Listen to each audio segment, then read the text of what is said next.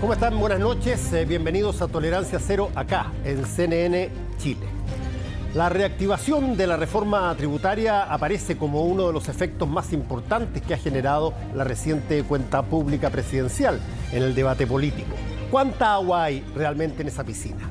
Esta noche vamos a conversar con el ministro de Hacienda, Mario Marcel, para conocer el alcance de este nuevo intento que parece clave para dar cumplimiento al menos a 8 promesas estructurales del programa de gobierno del presidente Boric. ¿Y qué piensan los que están al otro lado de la mesa, la oposición? Tema para tratar acá en nuestro estudio con el presidente de Renovación Nacional, Francisco Chaguán, en una semana donde también volvió a aparecer Pinochet en la discusión pública. Todo a portas que se constituyan el próximo miércoles los 50 consejeros que redactarán la propuesta de nueva constitución. Agenda nutrida, parte ahora Tolerancia Cero.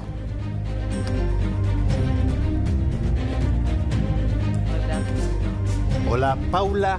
Buenas. ¿Qué tal, Carolina Urrejola, don Daniel Mansuy y por supuesto, gracias por estar acá, ministro. Carolina andaba vuelta loca de ganas de hacer la primera pregunta. Es que siempre ahí vemos quién se pide la primera pregunta.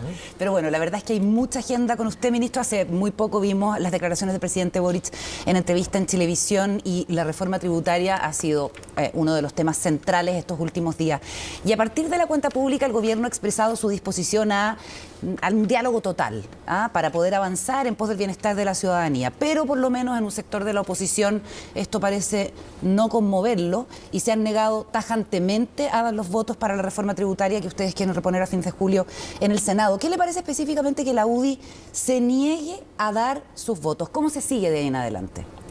Bueno, yo no siento que se haya planteado desde ya negar a dar sus votos y es difícil que fuera así para algo que no se conoce. La secretaria general dijo, la reforma como está, ni un voto en el Senado ni en el Parlamento. Claro, y yo destacaría el cómo está, porque de partida el presidente, ¿cierto?, en la cuenta pública del jueves pasado, señaló, una de las cosas que más destacó fue decir, en la búsqueda de acuerdos, nadie puede aspirar a conseguir el 100% de lo que quiere. Todos tenemos que ceder.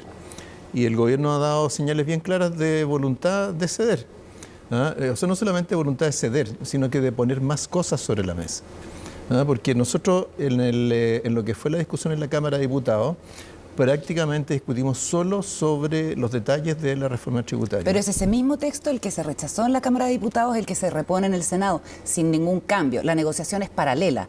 Y esta es la postura de la secretaria general de la UDI. Y lo importante es la negociación. Lo importante es la negociación, una negociación que creo que recoge mucho de las cosas que se han dicho por parte de personeros de la oposición durante estos días. ¿Y usted ha conversado con ellos? O sea, tomo de partida lo que se ha dicho públicamente, porque creo que eso es lo más importante. Y públicamente dicen no están los votos. El presidente del Senado, el senador Juan Antonio Coloma, por ejemplo, dijo hay que ponerse de acuerdo en las prioridades y coincidir en ellas. En la misma secretaria general, cierto, que usted citaba, decía, tal como está presentada hoy día no tiene los votos. Por supuesto que no tiene los votos, no los tuvo en la Cámara de Diputados. Entonces, ¿cómo podría tenerlos en el Senado para conseguir 2/3? Obviamente hay que ponerse de acuerdo con cosas que se le van a quitar y con cosas que se le van a agregar. ¿Qué se le va a quitar? Y antes de quitar, les voy a comentar lo que significa agregar. El presidente durante la cuenta pública habló tanto de reforma tributaria como de pacto fiscal.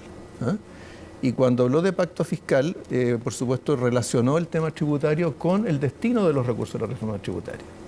Y aunque es cierto que desde un comienzo nosotros hemos hablado de para qué se está haciendo la reforma tributaria, en qué se quiere gastar, la verdad es que nunca hubo una discusión detallada a fondo con la oposición, con los distintos partidos, ciertos políticos representados en el Congreso respecto de ese destino de los recursos.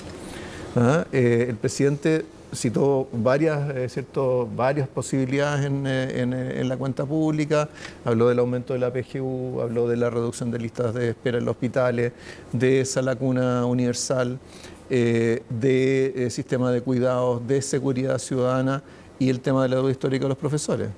Pero eso el presidente no lo planteó como una imposición, en el fondo el presidente cuando habla de pacto fiscal es pongámonos de acuerdo respecto a estas prioridades.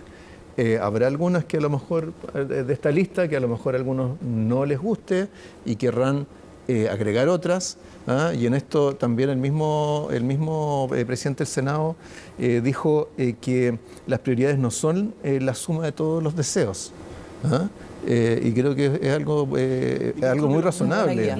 Pero subsiste la pregunta por la recaudación, ¿no? Porque si se negocia con la oposición en los términos de que sea un subóptimo tanto para el gobierno como para la oposición, queda claro que no vamos a recaudar ni un 4%, que era una de las ideas originales, ni probablemente un 3%, ni probablemente un 2,6%, que creo que fue la cifra que dio el presidente hace un momento, sino uno podría decir un 1, un 1,5 probablemente, y esa plata no va a alcanzar para todas estas cosas, ni siquiera probablemente para la mitad de estas cosas. Entonces, no hay un problema con las expectativas que el gobierno y que el presidente puso en su cuenta pública con lo que realmente se va a poder hacer, porque después de lo que dice la secretaria general de la UDI, está claro que de haber negociación, esos votos van a estar eventualmente para una reforma tributaria mucho menos ambiciosa de la que quiso y quiere todavía el gobierno.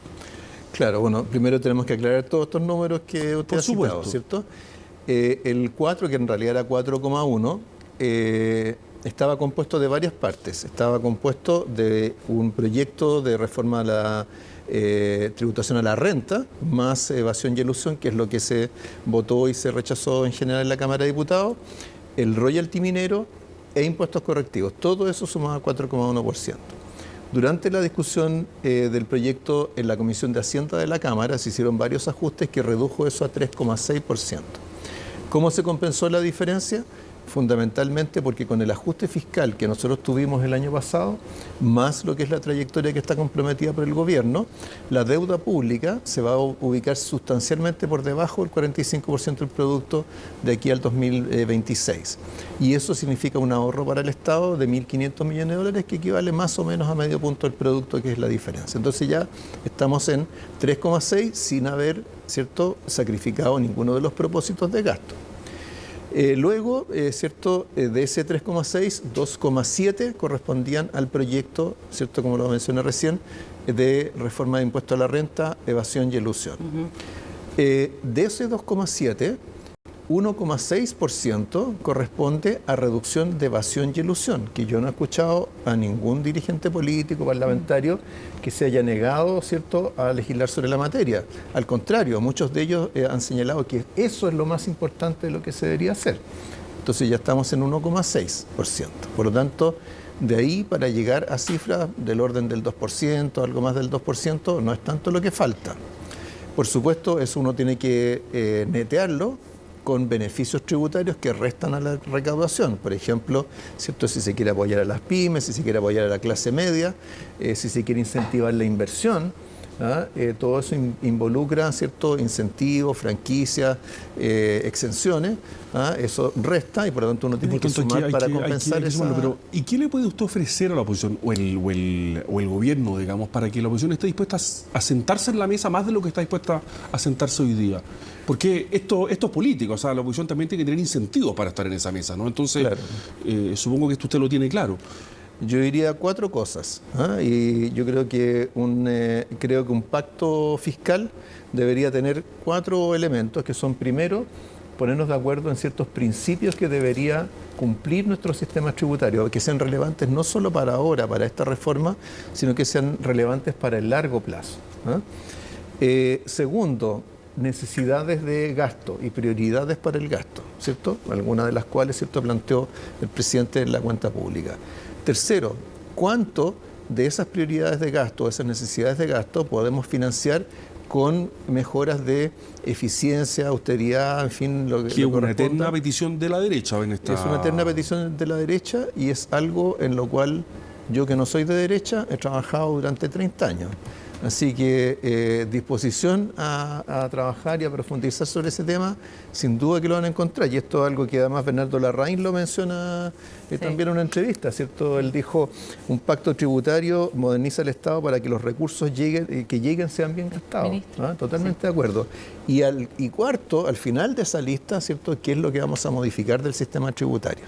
Ministro, yo le quiero pasar a otro, ya que usted tiene todo este tremendo problema, porque además va a presentar esta reposición en el Senado a fin de julio, así que tiene poco tiempo para negociarlo, pero además tenemos el problema de las ISAPRES, ¿no? Y está esta declaración hoy día de la jueza Ángela Vivanco que dice que los excedentes que las ISAPRES tienen que devolver son a quienes demandaron. Esto cambia completamente el juego. Quiero saber qué reacción tiene usted frente a esta declaración que, digamos, ha sido bastante sorprendente. Bueno, claramente es novedoso respecto de lo que se había venido diciendo hasta ahora sobre el costo del fallo de la Corte Suprema sobre el tema de ISAPRE. Ahora, si efectivamente esa fuera la interpretación que tiene la Corte Suprema, eso no hace... no cambia la necesidad de un proyecto como el que ha planteado el Ejecutivo, porque de todas maneras, ¿cierto?, se requerirá que cada ISAPRE tenga un plan para devolver, aunque sea menos. Claro. Si fuera menos, será un plan más simple de articular o más breve en términos de los tiempos que se requiera.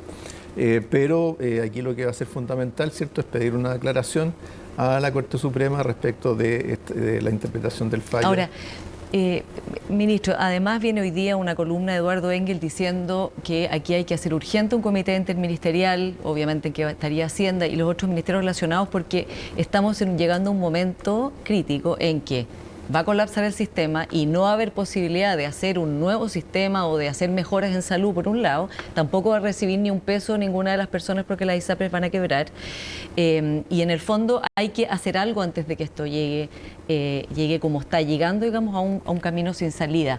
¿Usted cree que esto que está diciendo Ángela Vivanco es una vía de salida? Porque acá los montos serían mucho menores. Sí, bueno, Eduardo Engel se refiere a otras dimensiones, ¿cierto? Él me parece que lo más fuerte que dice es que en realidad esto se podría haber resuelto hace mucho tiempo atrás y que desgraciadamente, ¿cierto?, los gobiernos, las autoridades no fueron capaces de actuar oportunamente. Segundo, ¿cierto?, él plantea que aquí hay un tema que tiene que ver con las características de un seguro, ¿cierto?, en términos de que lo que contribuyen algunos, si no se ocupan en financiar todas sus prestaciones, financian las de aquellos que contribuyeron menos que las prestaciones que reciben. Pero ese tema, esa interpretación o cualquier interpretación respecto del fallo de la Corte Suprema no lo va a resolver un comité de ministros, tiene que resolverlo, ¿cierto?, quien produjo el fallo, que es la Corte Suprema. Bueno, pero que ha dado esta declaración ahora, ella como está actuando como presidenta subrogante de la tercera sala, que...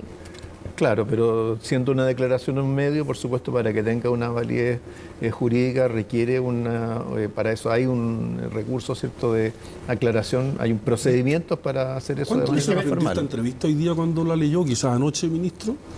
La vi esta mañana y por supuesto me llamó la atención como a todos los que la habrán visto publicada hoy día. Vamos a hablar de eso en un ratito más cuando esté terminando el programa.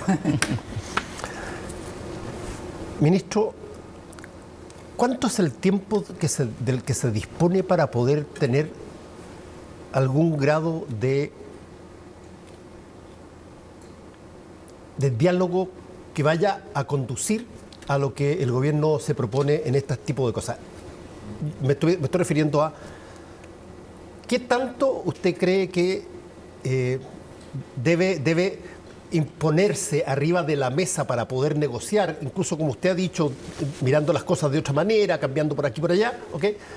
Eso tiene un tiempo, porque las cosas se empiezan a hacer urgentes en la medida que no empiezan a pasar. Entonces, ¿cuánto es el tiempo que usted tiene para que el diálogo funcione o no funcione? Sí, bueno, yo quizás lo primero que diría es que yo en política pública me forjé en el diálogo. ¿Cierto? Yo entré al gobierno en el 90, ¿cierto? Una de las primeras cosas que me tocó fue la reforma tributaria del 90, que fue muy importante En aquella época había sectores de la derecha que estaban en contra totalmente y estuvieron en contra durante toda la tramitación y otros que fueron dialogantes y se llegó a un acuerdo que justamente incluyó el tema del destino de los recursos. ¿Ah? Justamente hubo un acuerdo, ¿cierto?, en que se iba a invertir en incrementar la asignación familiar, una serie de beneficios sociales, y eso fue lo que cimentó el acuerdo. Después, unos cuantos años más tarde, en el 2003, me tocó, ¿cierto?, el acuerdo Insulza-Longueira, que tenía muchos temas de gestión pública y transparencia de por medio, ¿cierto? A mí me tocó jugar la parte técnica del gobierno en ese acuerdo. Así que, o sea, para mí el tema de los acuerdos es fundamental en política pública. ¿Qué cosas, por ejemplo, en el caso, usted mencionó el acuerdo de Insulza y Longueira? Eso fue una situación que en un momento dado parecía que no podía ponerse de acuerdo. ¿Qué semejanzas tiene con la situación de hoy día en términos de, por ejemplo, interlocución, capacidad de dialogar? La situación que hay en términos de los números en el Parlamento, por ejemplo, lo que acaba de pasar en la misma derecha, donde cambian las fuerzas dominantes en una nueva intento de hacer una constitución, y todo eso, que es la realidad actual, ¿qué tanto puede compararse con lo que fue en ese momento, un momento donde, bueno, el presidente de la UDI y el ministro del Interior llevaron adelante un acuerdo?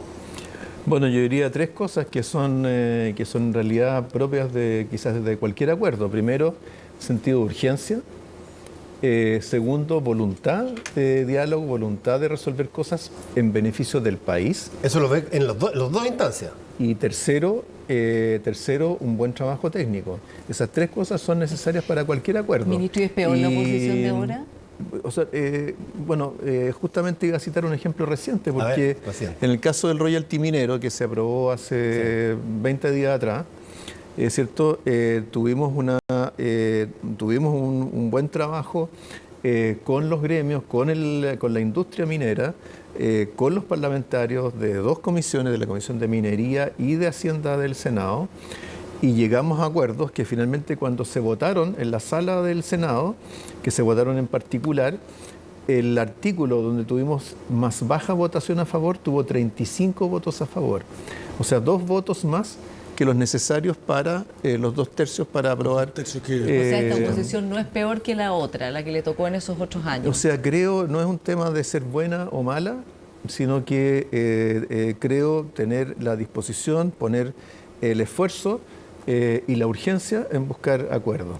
Y pensar que son acuerdos que son para todo el país. Esto no es un tema de ayudar al gobierno, que el gobierno le vaya bien. Esto es un tema, son temas que tienen que ver con el país, o sea, el tema de la pensión garantizada universal. Creo que todo el mundo lo valora. No he visto en realidad ningún sector político que se manifieste en contra de aumentar la PGU a 250.000 pesos. Por lo demás, ¿cierto? Como sabemos, la PGU fue creada por el gobierno del presidente Piñera. ¿Y qué tanto, perdón, ministro, qué tanto ve usted, bajo la misma lupa que acaba de poner, por ejemplo, una cosa nueva que ingresó, que es este proyecto de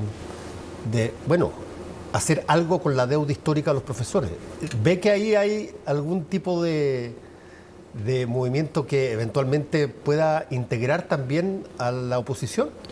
O sea, yo de los años que me he relacionado con el Parlamento, yo he escuchado parlamentarios de todos los sectores políticos abogar por resolver este problema. No creo que esto sea patrimonio de un sector político en particular. Todos ¿Pero los el pago sectores total o compensación, como dijo el presidente Boric esta noche? ¿De qué universo de profesores y profesoras hay que compensar y de cuánta plata estamos hablando y con qué instrumentos? ¿Qué significa una compensación? Yo creo que los profesores y profesoras que votaron por el presidente Boric, creyendo en esta promesa, se merecen una aclaración. Lo mismo los deudores y deudoras del CAE, ¿o no? O sea, yo diría que lo principal con los profesores y profesoras es que haya un diálogo con ellos. en torno a este tema de la compensación. O sea, el pago total está descartado. Si usted dice diálogo, uno piensa en una negociación... O sea, es que ¿qué es lo que es pago total? O sea, creo que el diálogo, nuevamente, o sea, aquí el diálogo... millones de dólares. El diálogo es válido para las conversaciones con la oposición, así como lo es también con los gremios, con los sectores productivos. Tenemos que practicarlo en todos los niveles. Concretamente, entonces, no hay una definición de lo que es compensación ni plazos para la deuda histórica de los profesores hoy. Ni monto aproximado de lo que sería. O sea, nuevamente, es algo que lo dijo el mismo presidente. O sea, el presidente no solamente dijo que había que dialogar con los profesores, dijo que estaba dispuesto a dialogar para anticipar ciertos beneficios para los casos más extremos. Dijo, hay una deuda moral con los maestros y maestras que fueron estafados. Esas fueron las palabras que usó esta noche el presidente Boric. Entonces, uno dice, frente a ese diagnóstico, ¿cuál es la urgencia? Pero veo que no hay una definición concreta, ministro. Y se la quiero pedir en el tema del CAE, porque se rectificó que se va a abordar una vez que se soluciona el tema de la reforma tributaria, lo dijo usted y también otras ministras, y se está hablando de otros instrumentos que lleguen recursos fiscales, no necesariamente impuestos. ¿En qué está pensando el gobierno? Porque en algo tiene que estar pensando para que el presidente hiciera esa mención, ¿no? De nuevo pensando en los deudores y deudoras que creyeron en el presidente Boric y votaron por él. Claro, o sea, yo creo que lo primero es, ¿cierto?, aclarar una vez más, ¿cierto?, qué es lo que dijo el presidente. El presidente, en el caso de los deudores del CAE, dijo, este es un tema que vamos a abordar o vamos a presentar un proyecto de ley una vez que se apruebe la reforma tributaria. Despejado eso. Es lo mismo que dijo el presidente en la cuenta pública el año pasado. Lo que pasa es que no hemos tenido, ¿cierto?, todavía la aprobación de la reforma tributaria. Ok, dejando eso de lado. Dicho eso, nuevamente, ¿cierto?, el presidente habla de generar mecanismos de apoyo para los deudores. Eso requiere financiamiento, entonces estamos dando vuelta al círculo. Eso requiere financiamiento y por eso se plantea que tiene que ser un proyecto que tenga su propio financiamiento, que sea autocontenido. ¿Por qué? Porque nosotros no podemos poner el tema de los deudores del CAE a competir, ¿cierto?, por recursos con las pensiones, ¿cierto?, con la PGU, etcétera. Con la pensión garantizada universal. Entonces, ¿en qué instrumentos se está pensando, más o menos? Tienen que ser instrumentos que estén relacionados con el origen del autocontenido. Problema, ¿Pero un ejemplo de algún instrumento autocontenido?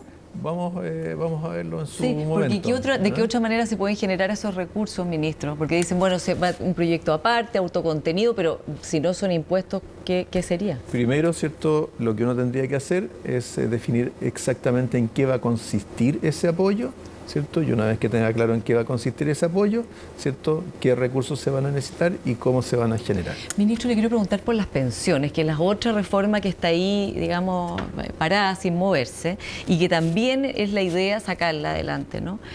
Ya la oposición ha dicho, igual que como decía la Carola antes, que aquí no van a hacer nada de lo que han propuesto, el proyecto que propusieron, pero ni una posibilidad, sino es todo heredable, que vaya todo a cuentas individuales, que la cotización extra sea muchísimo menor.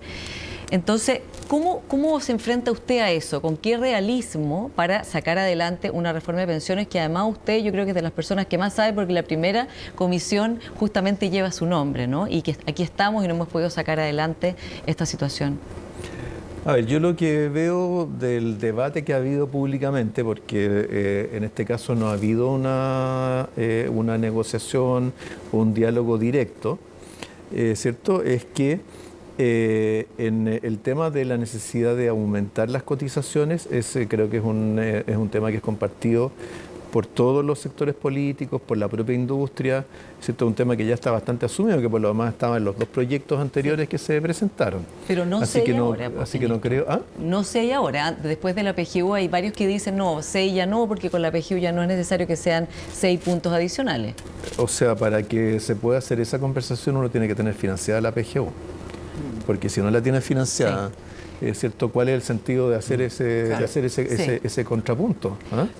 Entonces, ¿qué va a entregar usted? O sea, porque digo, aquí todos ya está claro que, por ejemplo, el ex subsecretario Cristian Larraín, que quiero preguntarle también por eso, él decía las cuentas nacionales no tienen apoyo. Supone que ahí él dice que perdió todo el apoyo de la ministra Jara y que eso fue un error que le costó muy caro, dice él.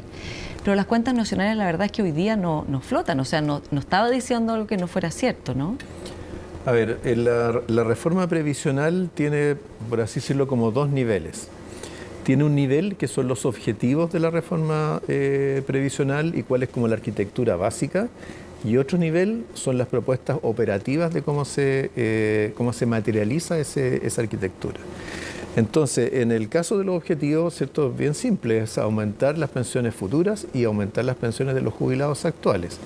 ¿Y cómo se propone hacerlo? Con un sistema mixto al cual contribuyen trabajadores, empleadores y Estado, que tiene actores públicos y actores privados y que tiene tres componentes. Tiene, ¿cierto?, la pensión garantizada universal, un beneficio básico para todos los pensionados, un componente de ahorro individual, que es el sistema de capitalización individual con una serie de ajustes, y por otro lado un seguro social, ¿cierto?, que se financia con la contribución de los empleadores.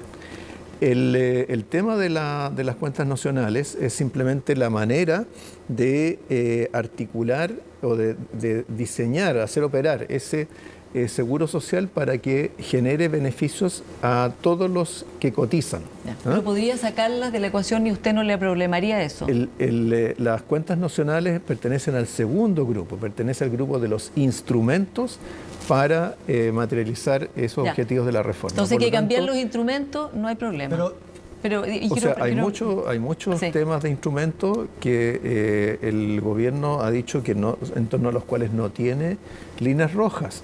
No tiene líneas rojas en ese tema, no tiene líneas rojas respecto de las normas sobre inversiones. ¿Y los puntos porcentuales tienen líneas rojas? Creo que... Pero sí o no, pues, ministro. No, pero perdón, yo quiero preguntarle una cosa. Pero no respecto de los 6 puntos, creo yo, sino que respecto de cuántos van a solidaridad y cuántos van a cuenta individual. Sí, es que eso es una discusión distinta. Entonces es bueno separar las dos cosas. Sin duda. Pero es una de las grandes objeciones en la derecha. Es una de las objeciones que tiene, y lo que necesitamos es sentarnos a discutir esto. Ministro, porque resulta que nosotros, con la convocatoria del presidente de la Comisión de Trabajo, se formó una comisión técnica para ver todas las cosas en las cuales se podía identificar indicaciones, y la oposición desgraciadamente nunca se sentó.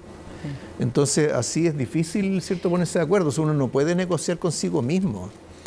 Uno no puede negociar solo sobre la base ministro, de se me quedó en el tintero una pregunta públicas. Que tengo que hacerle. El ex subsecretario Cristian Larraín ha sido tema toda la semana, ha sido confuso, ha sido extraño y está perjudicando la reforma de pensiones, porque ya algunos diputados han dicho que hasta que el gobierno no aclare por qué lo despidieron no quieren seguir participando.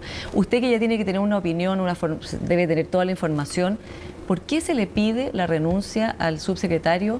Y está bien, si es por el tema de que había denuncias de acoso laboral y sexual, que se le pida el cargo sin un sumario previo, que es lo que él dice que tiene derecho, evidentemente, a defenderse frente a algo así.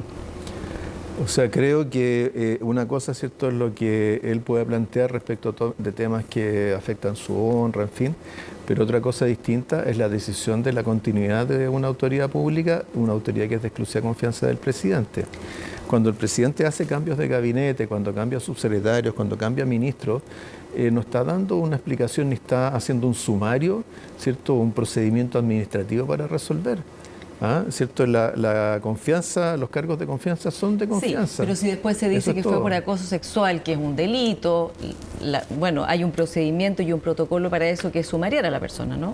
Y ese procedimiento puede operar perfectamente. No, pero aquí operó posteriormente al despido. O sea, imagínense en qué quedaría nuestro sistema presidencial si cada vez que el presidente resolviera sobre la continuidad de un ministro o una ministra, un subsecretario, una subsecretaria, tuviera que hacer un sumario. O sea, ¿cómo funcionaría el gobierno si fuera así? Es que ahí hay un punto interesante que usted lo dice, porque, a ver, voy a ponerlo en términos caricaturescos, si se quiere. Pero tampoco las personas entran a trabajar a los gobiernos para básicamente alimentar los impulsos de cada día del presidente de la República. Si el presidente de la República el día de la mañana te echa, ya, así. ¿No tiene el país el derecho a preguntar qué pasó? ¿O a saberlo? Porque la otra opción es que estos son básicamente por estados de ánimo que son coyunturales. Y de repente, si es que ya hoy día no me ha gustado lo que dijo ayer en la televisión, lo saco. Pero para eso necesita haber, para que se entienda que esto hay un orden ahí, bueno, una mínima explicación. O sea, nosotros elegimos presidentes de la República, ¿cierto?, para que conduzcan Sin el duda. Estado, ¿cierto?, para que conduzcan el Ejecutivo, y los ministros subsecretarios son definidos por la Constitución como colaboradores del presidente de la República. Por lo tanto, el presidente de la República, ¿cierto?, decide cuándo, ¿cierto?, nombra, cuándo cambia. Estoy de acuerdo. a uno de esos colaboradores. Yo lo entiendo, Mario, pero lo que no entiendo es que haya simultáneamente, porque eso es casi natural, toda un comidillo de distintos rumores sobre qué fue lo que pasó, etcétera, y no haya una explicación oficial. O sea, ese comidillo que usted describe, ¿cierto?, es básicamente resulta de denuncias que han hecho determinados funcionarios. Ahora, esas denuncias, como cualquier denuncia que se hace en la administración pública, ¿cierto?, si se formaliza, tiene que ser, ¿cierto?, luego investigada. ¿Ah? Mario, volviendo al tema de la reforma tributaria y entendiendo que hay un tema pendiente en este asunto, ¿cierto? El presidente de la CPC decía hoy día que ellos eran partidarios de que se grabara el patrimonio de las personas de altos ingresos más que el patrimonio de las empresas, hablando de este impuesto. Habló de mejorar los tramos de renta y de que, lo dijo específicamente en Televisión Nacional, que en algún momento en las conversaciones estuvo sobre la mesa que quienes ganaran mensualmente más de 18 millones de pesos pagaran un 48% de impuesto a la renta. ¿Usted está de acuerdo con eso y con lo otro que plantea, que es muy baja la base impositiva en Chile, que 1 de cada 4 chilenos paga impuestos, a diferencia de la OCDE, en que el promedio un 75% de los ciudadanos paga? Claro, bueno, en relación al primer tema, hace un rato, ¿cierto?, hablábamos de evasión y elusión, ¿cierto? 1,6 puntos porcentuales del producto, ¿cierto? Nos falta todavía para llegar a cifras más o menos del orden de magnitud que necesitamos para financiar los gastos que se han planteado. Alternativas como esta, de cambiar la pendiente del impuesto global complementario, ¿cierto?, que es el impuesto progresivo a la renta, es parte de las alternativas que hay que discutir. O sea, lo que necesitamos es propuestas, justamente como lo ha hecho el presidente. Pero de no la gravar CPC. a las empresas, no aumentar el gravamen del patrimonio de las empresas. O sea, el proyecto a ver, cuando hablaba supongo que porque no vi la entrevista, pero supongo que cuando hablaba del patrimonio de las empresas se refería a la tasa sobre los impuestos retenidos. ¿Cierto? Que es para los casos en los cuales se distribuyen utilidades de una empresa hacia una sociedad y no hacia personas. El tema fundamental que se ha planteado ahí, ¿cierto?, es que se grave un flujo, o sea, un stock en lugar de un flujo.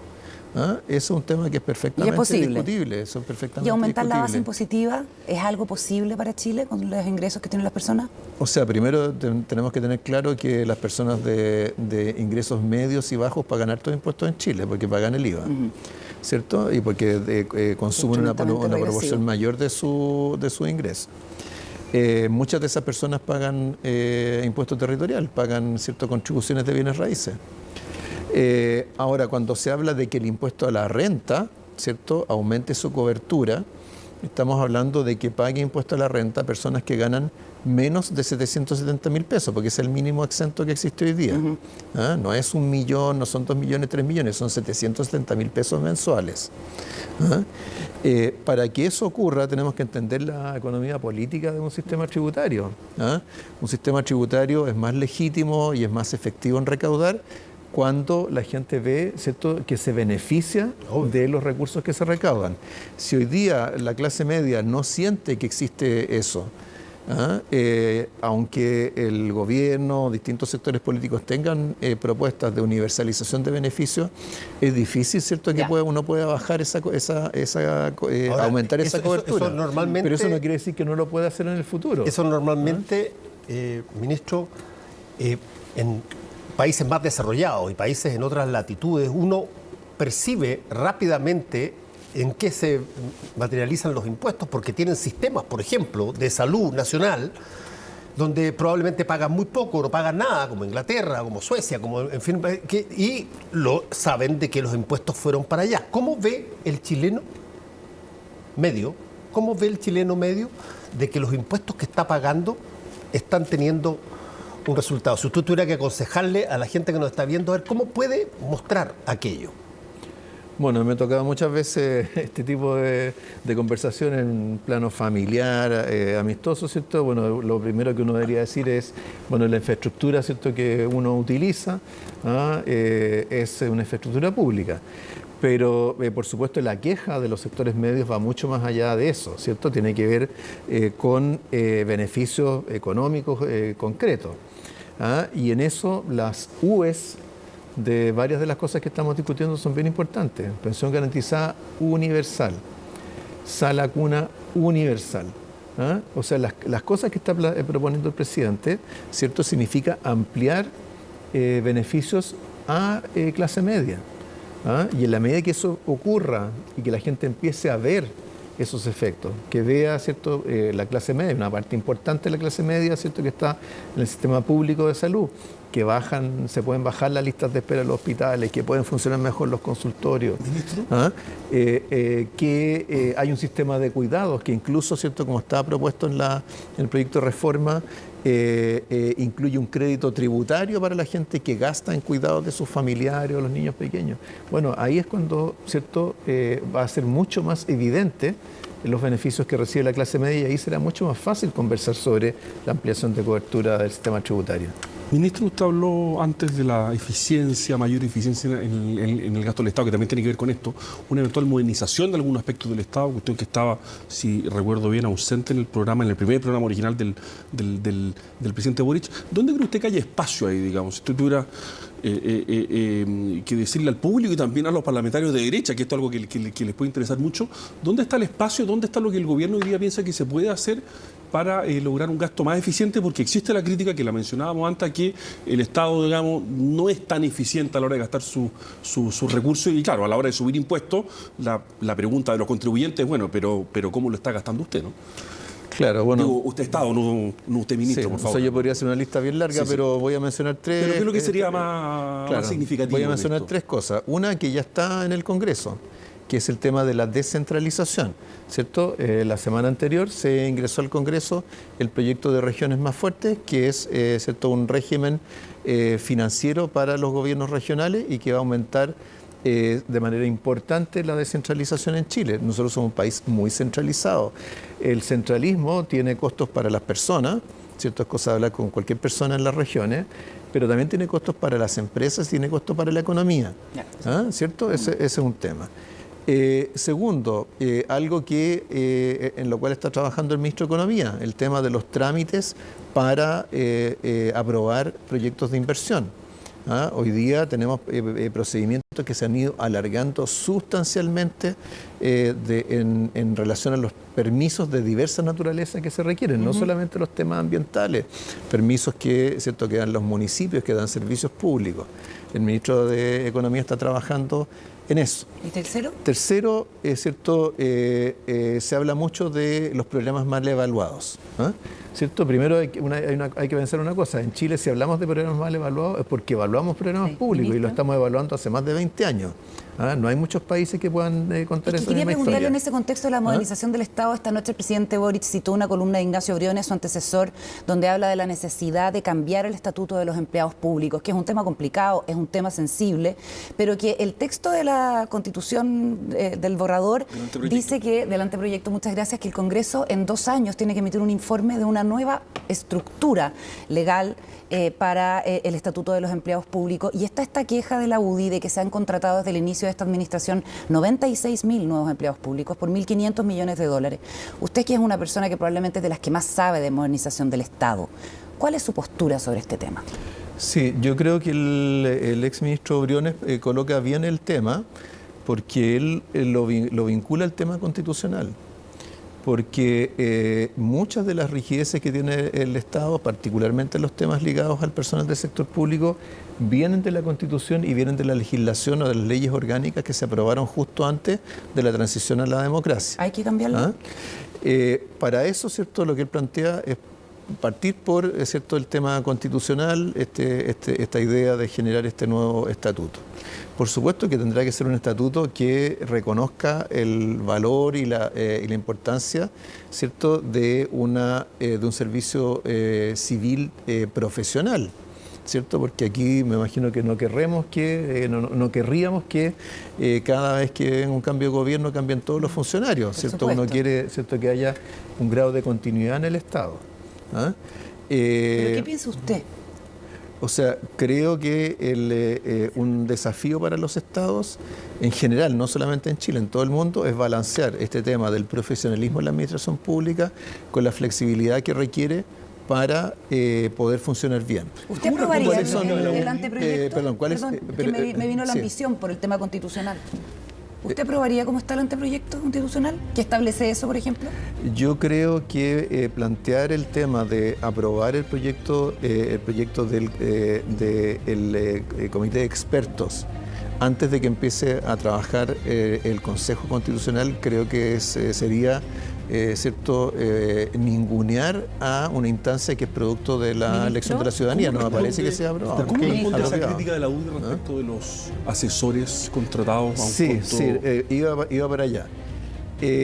La semana pasada, el día miércoles, la Dirección de Presupuesto publicó el informe trimestral de empleo público, que publica cada trimestre.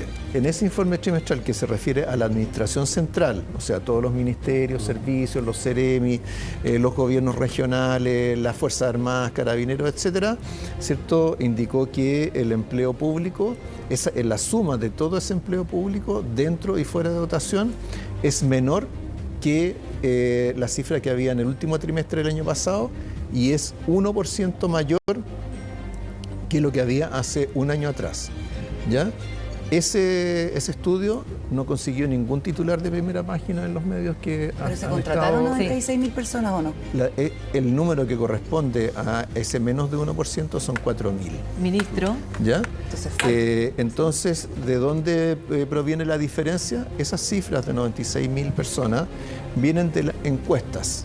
De encuestas de hogares, en que a las personas se les pregunta, ¿cierto?, si están ocupados, si las personas que trabajan en el hogar están ocupadas o no, y si trabajan para la administración pública o para el sector privado. Y dentro de lo que es empleo público hay una variedad de casos que están sujetos a interpretación de las personas. O sea, no solamente hay un tema de representatividad estadística, que es cierto, a medida que uno va desagregando una encuesta, los datos van siendo cada vez menos representativos estadísticamente o tienen mayor margen de error, sino que además tiene mucho elemento subjetivo. Y lo otro que puede ocurrir, ¿cierto?, es que tengamos que fuera del gobierno central, por ejemplo, los municipios, haya habido aumentos de empleo. Ahora, para llegar a 96.000, ¿cierto?, en el caso de las municipalidades que tienen como menos de 200.000 funcionarios, tendrían que estarse saliendo los funcionarios por las ventanas. A lo mejor en alguna parte ocurre así, pero ciertamente en el gobierno central no está ocurriendo y por lo tanto todo esta leyenda urbana que se ha ido generando, ¿cierto?, de contratación de asesores, de operadores políticos, de amigos, pitutos, etcétera. La verdad es que las cifras de la Dirección de Presupuesto, que son el censo de los empleados públicos, dice algo totalmente distinto. Ministro, muchas gracias por haber estado con nosotros una vez más. Muy bien, muchas gracias una vez más. Volvemos en un ratito.